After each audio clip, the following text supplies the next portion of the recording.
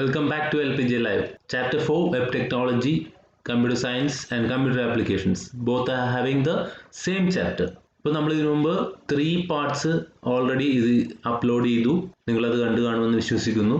നമ്മൾ ഇന്ന് കണ്ടിന്യൂ ചെയ്യുന്നത് HTMLന്റെ നെക്സ്റ്റ് സെക്ഷനാണ്. അപ്പോൾ അതുകൊണ്ട് തന്നെ ഇതിന് തൊട്ട് മുമ്പത്തെ സെക്ഷൻ കണ്ടിട്ടില്ലെങ്കിൽ നിങ്ങൾക്ക് ഇതിനോടൊപ്പം പോകാൻ പറ്റിയെന്ന് വരില്ല.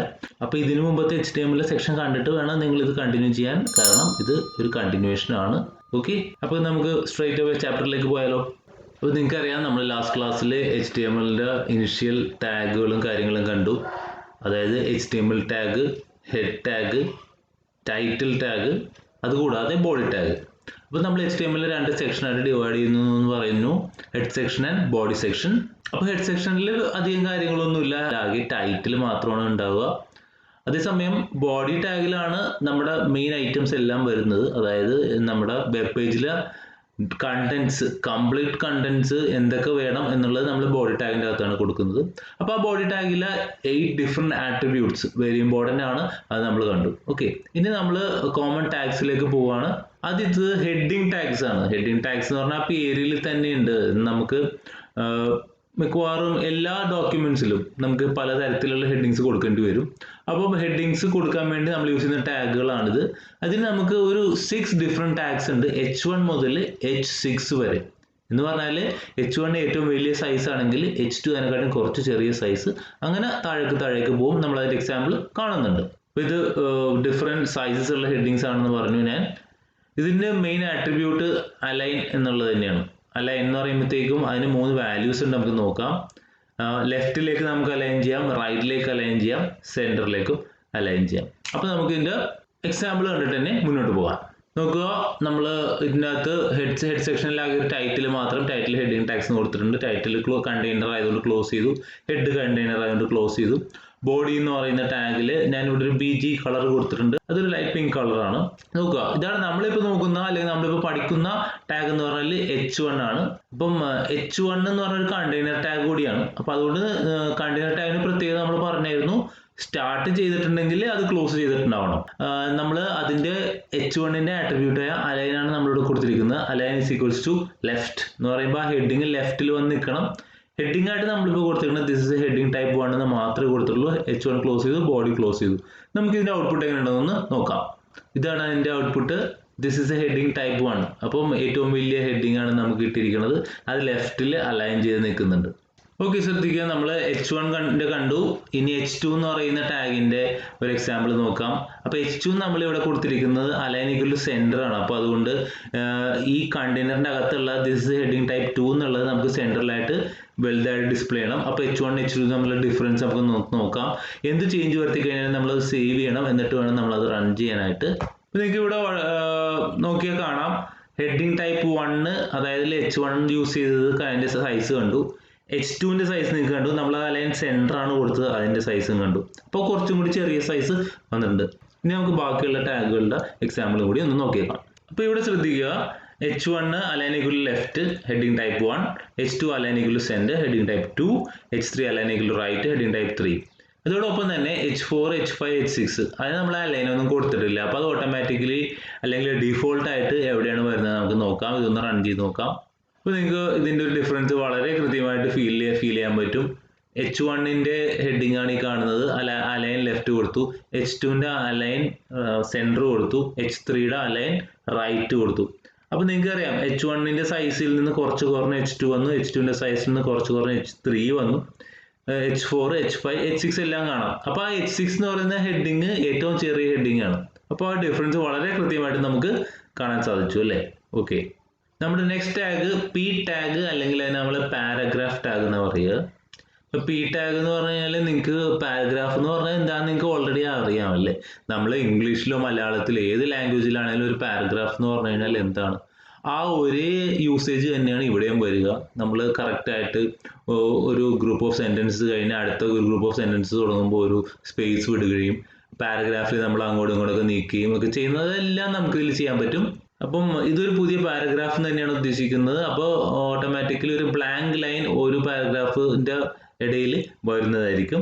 ഇതിൻ്റെ ആട്രിബ്യൂട്ട് അലൈൻ തന്നെയാണ്. നമ്മളിപ്പോൾ H1 കണ്ട അല്ലെങ്കിൽ H2 കണ്ട അതേ ആട്രിബ്യൂട്ട് തന്നെയാണ് അലൈൻ. ആ അലൈൻ തന്നെയാണ് ഇവിടെയും നമ്മൾ യൂസ് ചെയ്യുന്നത്. ഇതിൻ്റെ values left, right, centre or justify. Okay, automatically നമുക്ക് ഇതിൻ്റെ എക്സാമ്പിൾ കാണണ്ടേ? നോക്കാം. ഓക്കെ, പാരഗ്രാഫ് ടാഗിൻ്റെ എക്സാമ്പിൾ നമുക്ക് നോക്കാം. പാരഗ്രാഫ് ടാഗും നമ്മൾ ഒരു കണ്ടെയ്നർ ടാഗ് ആയിട്ട് തന്നെയാണ് യൂസ് ചെയ്യുന്നത്, അല്ലെങ്കിൽ അതൊരു കണ്ടെയ്നർ ടാഗ് ആണ്. അപ്പോൾ നമ്മൾ പാരഗ്രാഫ് ടാഗിനെ 3 സ്ഥലത്ത് ഈ ഒരു ബോഡിയിൽ യൂസ് ചെയ്തിട്ടുണ്ട്. അപ്പോൾ ഇതിൻ്റെയൊക്കെ ടൈറ്റിൽ നമ്മൾ അതനുസരിച്ച് ചേഞ്ച് ചെയ്യണം. നിങ്ങളൊന്ന് ശ്രദ്ധിക്കുക. ഇവിടെ ടൈറ്റിൽ പാരഗ്രാഫ് എന്ന് കൊടുത്തിട്ടുണ്ട്. ഓട്ടോമാറ്റിക്കലി ആ ടൈറ്റിൽ എവിടെ വരുന്നത് നമുക്കൊന്നുകൂടി ഒന്ന് ശ്രദ്ധിക്കാം ഈ പ്രോഗ്രാമിൽ. അപ്പം ഇവിടെ ഒരു പാരഗ്രാഫ് സ്റ്റാർട്ട് ചെയ്തു, ക്ലോസ് ചെയ്തു, ഒരൊറ്റ ലൈനേ കൊടുത്തിട്ടുള്ളൂ. അത് കഴിഞ്ഞ് വീണ്ടും നമ്മളൊരു പാരഗ്രാഫ് സ്റ്റാർട്ട് ചെയ്യാനാണ്. ഈ പ്രാവശ്യം പക്ഷേ അതിൻ്റെ ആട്രിബ്യൂട്ട് നമ്മൾ യൂസ് ചെയ്തിട്ടുണ്ട്. പി ടാഗിൻ്റെ ആട്രിബ്യൂട്ട് അലൈൻ എന്നാണ് നമ്മൾ പറയുന്നത്. Align equal to right use ചെയ്തിട്ടുണ്ട്. അത് ഒരു കുറച്ച് ടൈപ്പ് ചെയ്തിട്ട് അത് ക്ലോസ് ചെയ്തു. മൂന്നാമത്തത് P align is equal to justify. Justify എന്ന് പറഞ്ഞു കഴിഞ്ഞാൽ നമ്മളുടെ ആ ഒരു പേജിൽ വളരെ കൃത്യമായിട്ട് ലെഫ്റ്റ് സൈഡിലും റൈറ്റ് സൈഡിലും ഒരേപോലെ വരാൻ വേണ്ടി നമ്മൾ ചെയ്യുന്നതാണ് ജസ്റ്റിഫൈ എന്ന് പറഞ്ഞ് ഉദ്ദേശിക്കാം. നമുക്ക് ഇതിൻ്റെ ഔട്ട്പുട്ട് എങ്ങനെയാണെന്ന് കാണുമ്പോൾ നിങ്ങൾക്ക് കുറച്ചും കൂടി വ്യക്തമാവും. നോക്കാം. നോക്കിക്കോളൂ. ആദ്യത്തെ പാരഗ്രാഫ് ടാഗിന് നമ്മൾ കൊടുത്തില്ല. എന്ത് കൊടുത്തില്ല? ആട്രിബ്യൂട്ട് കൊടുത്തില്ല. അതുകൊണ്ട് ഓട്ടോമാറ്റിക്കലി അത് ലെഫ്റ്റിൽ നിന്ന് തന്നെ തുടങ്ങി ഇവിടെ വന്ന് അവസാനിച്ചു. അത് കഴിഞ്ഞ് നമ്മൾ വീണ്ടും അടുത്ത പി ടാഗ് കൊടുത്തു. അടുത്ത പി ടാഗ് കൊടുത്തപ്പോഴത്തേക്കും നിങ്ങൾ ശ്രദ്ധിക്കുക, എന്താ ചെയ്തത്? നമ്മൾ P align equal to right ആണ് കൊടുത്തത്. അതുകൊണ്ടാണ് ആ പി അലൈൻ ഈക്വൽ ടു റൈറ്റിൻ്റെയാണ് ഇവിടെ വന്നേക്കുന്നത്, രണ്ടാമത്തെ പാരഗ്രാഫിൽ വന്നേക്കുന്നത്.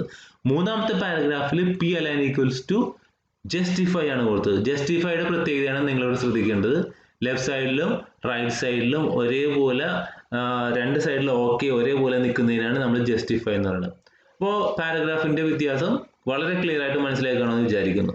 Next is B R tag. B R അല്ലെങ്കിൽ ബ്രേക്ക് എന്ന് നമ്മൾ പറയുക.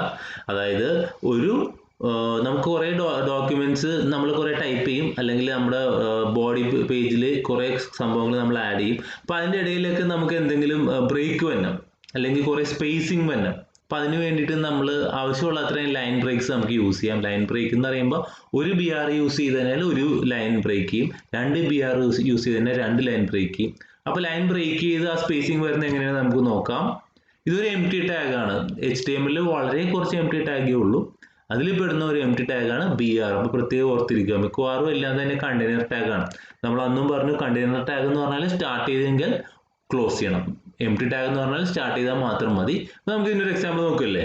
നമ്മൾ നേരത്തെ കണ്ട ഹെഡിങ് ടാഗ്സിൻ്റെ എക്സാമ്പിൾ തന്നെ എടുക്കുകയാണ്. ഇതിൻ്റെ ഔട്ട്പുട്ട് നേരത്തെ ഇങ്ങനെയായിരുന്നു. ഓക്കെ, നിങ്ങൾക്ക് ഇവിടെ പ്രത്യേകം ശ്രദ്ധിക്കുക. 5ൻ്റെയും 6ൻ്റെയും ഇടയിൽ ഒരു ചെറിയ 2 ലൈൻ ഗ്യാപ്പേ ഉള്ളൂ. ഓക്കെ, നമ്മളത് എന്താ ചെയ്യാൻ പോണെന്ന് നോക്കാം. ശ്രദ്ധിക്കുക, നമ്മളിവിടെ ഒരു ബി ആർ ആഡ് ചെയ്തു. ഇനി ഇതിൻ്റെ ഔട്ട്പുട്ട് എങ്ങനെ വരണേന്ന് നമുക്ക് ജസ്റ്റ് നോക്കാം. അപ്പോൾ ഇങ്ങനെയാണ് കിടക്കുന്നത്. ഇതിൻ്റെ ഔട്ട്പുട്ട് ഒന്ന് കാണണം. ഇപ്പോൾ നമ്മൾ ഓൾറെഡി ആ പേജ് ഓപ്പൺ ചെയ്ത് വെച്ചിട്ടുണ്ടെങ്കിൽ നമ്മൾ വരുത്തിയ ചേഞ്ച് കാണാൻ വേണ്ടി നമ്മുടെ വെബ് പേജിൽ ചുമ്മാ ഒന്ന് റിഫ്രഷ് ചെയ്ത് കഴിഞ്ഞാൽ ആ ഔട്ട്പുട്ട് കാണാം. ഇപ്പോൾ നിങ്ങൾ നോക്കുള്ളൂ 5ൻ്റെയും 6ൻ്റെയും ഇടയിലുള്ള സ്പേസ് നോക്കുക. ഞാനൊന്ന് റിഫ്രഷ് ചെയ്യാനാണ്. ഇപ്പോൾ ഒരു ലൈൻ കൂടി എക്സ്ട്രാ ആഡ് ആയിട്ടുണ്ട്. അപ്പോൾ ആ ലൈൻ ബ്രേക്കിൻ്റെ സ്പേസും കൂടി അവിടെ വന്നു. ഓക്കെ, നമ്മൾ 2 ബി ആറും കൂടി ആഡ് ചെയ്തിട്ടുണ്ട്. അത് മൊത്തം 3 ബി ആർ. അപ്പോൾ 3 ലൈൻ ബ്രേക്ക് ആണ് ഉദ്ദേശിക്കുന്നത്. 3 ലൈൻ ബ്രേക്ക് വരുമ്പോൾ എങ്ങനെയാണ് എന്നുള്ളത് നമുക്കൊന്ന് നോക്കാം. ഇപ്പോൾ ഡിഫറൻസ് കണ്ട 5ൻ്റെയും ഹെഡിങ് 5ൻ്റെയും ഹെഡിങ് 6ൻ്റെ ഇടയിൽ 3 ലൈൻ ബ്രേക്ക് ആണ് നമ്മൾ കൊടുത്തിരിക്കുന്നത്. അപ്പോൾ അത്രയും സ്പേസ് വന്നു. അപ്പോൾ നമ്മൾ ഇതിൻ്റെ എക്സാമ്പിൾ കണ്ടു. ബി ആർ ടാഗ് യൂസ് ചെയ്യുന്നത് നമുക്ക് ആവശ്യത്തിനനുസരിച്ച് ലൈൻ വരക്കണല്ല, പക്ഷേ ഇവിടെ ലൈൻ ബ്രേക്ക് ആണ്. അപ്പോൾ ഒരു ബി ആർ ഇടുമ്പോൾ ഒരു ലൈൻ ചുമ്മാ വിട്ട് തരും, 2 ബി ആർ ഇടുമ്പോൾ 2 ലൈൻ സ്പേസ് വിട്ട് തരും. അങ്ങനെ നമ്മുടെ ആവശ്യത്തിനനുസരിച്ച് നമുക്ക് പ്രോഗ്രാമിൽ ബി ആർ യൂസ് ചെയ്യാം. അടുത്തത് HR ആണ്. ഞാൻ പറഞ്ഞു നമുക്ക് കണ്ടെയ്നറും എം ടി ടാഗും ഉള്ളതിൽ വളരെ കുറച്ച് എം ടി ടാഗേ ഉള്ളൂ. നമ്മുടെ രണ്ടാമത്തെ എം ടി ടാഗാണ് HR അഥവാ ഹൊറിസോണ്ടൽ റൂൾ എന്നാ പറയുക, അല്ലെങ്കിൽ ഹൊറിസോണ്ടൽ ലൈൻ എന്ന് പറയാം. നമുക്ക് ഹൊറിസോണ്ടലി ഒരു ലൈൻ വരക്കാൻ വേണ്ടി നമ്മൾ യൂസ് ചെയ്യുന്നതാണ് HR. ഇതും ഒരു എം ടി ടാഗാണെന്ന് ഞാൻ പറഞ്ഞു. ആട്രിബ്യൂട്ട്സ് നോക്കാം. സൈസ് ഉണ്ട്. ആ പർട്ടിക്കുലർ ലൈനിൻ്റെ സൈസാണ് ഉദ്ദേശിക്കുക. ലൈൻ്റെ സൈസ് എന്ന് പറയുമ്പോഴത്തേക്കും ലൈൻ്റെ തിക്നെസ് ഇങ്ങനെ കൂടുന്നതിനാണ് നമ്മൾ സൈസ് എന്നാണ് ഉദ്ദേശിക്കുക. വിഡ്ത്ത് എന്ന് പറഞ്ഞു കഴിഞ്ഞാൽ ലൈൻ്റെ നീളമാണ് ഉദ്ദേശിക്കുന്നത്. നമ്മൾ ആ ഡിഫറൻസ് ഇപ്പോൾ വളരെ കൃത്യമായിട്ട് ഞാനിപ്പോൾ എക്സാമ്പിൾ ഞാൻ കാണിച്ചു തരുന്നുണ്ട്.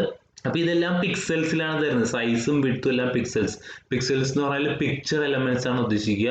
നമ്മുടെ സ്ക്രീൻ റെസൊല്യൂഷൻ പിക്സൽസിലാണ്. അതായത് സ്ക്രീനിൻ്റെ ഓരോ ഭാഗവും ഓരോ പിക്ചർ എലമെന്റ്സ് ആണ്. ഇഷ്ടംപോലെ പിക്ചർ എലമെന്റ്സ് എല്ലാം കൂടി കൂടി കഴിയുമ്പോഴാണ് നമ്മുടെ സ്ക്രീനിൽ ഒരുമിച്ച് വരിക. അപ്പോൾ പിക്സൽസ് ആയിട്ടാണ് സൈസും വിഡ്ത്തും കാണിക്കുന്നത്. മൂന്നാമത്തത് നോ ഷെയ്ഡ് ആണ്. അതായത് നമ്മൾ ക്രിയേറ്റ് ചെയ്യുന്ന ആ ലൈനിന് നമുക്ക് എന്ത് കളർ വേണമെങ്കിലും കൊടുക്കാം. ഒരു കളറും കൊടുക്കുന്നില്ലെങ്കിൽ നമ്മൾ നോ ഷെയ്ഡ് കൊടുക്കും.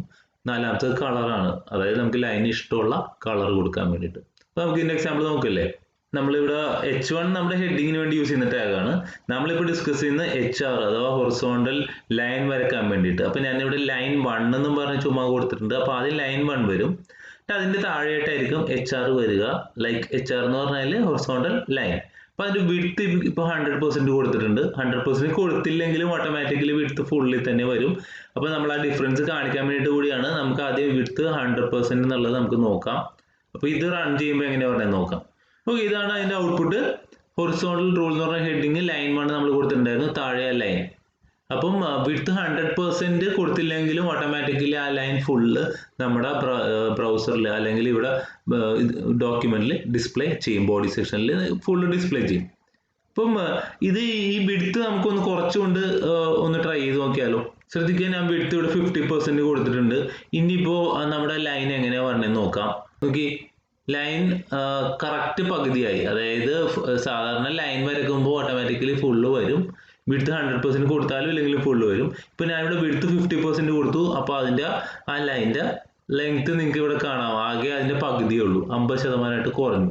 ഇത് തന്നെ 25% ആക്കി കഴിഞ്ഞാൽ വീണ്ടും അതിൻ്റെ പകുതിയായി മാറും.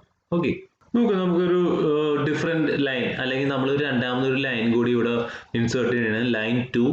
അപ്പോൾ HR എന്ന് പറയുന്ന ടാഗ് യൂസ് ചെയ്തു. സൈസ് നമ്മൾ 10 കൊടുത്തു.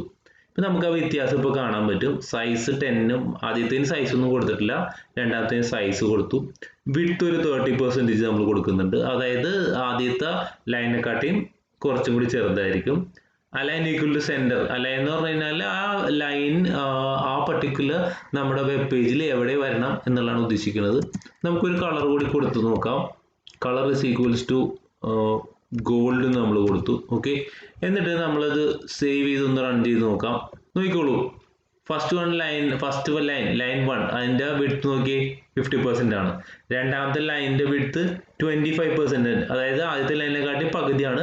പക്ഷേ രണ്ടാമത്തെ ലൈനിൻ്റെ സൈസ് നമ്മൾ 10 കൊടുത്തിട്ടുണ്ട്. സൈസ് 10 കൊടുത്തേക്കുന്നത് കൊണ്ടാണ് ഇതിന് ഇത്രയും കട്ടി വന്നേക്കുന്നത്. അപ്പോൾ അത് പ്രത്യേകം ശ്രദ്ധിക്കുക.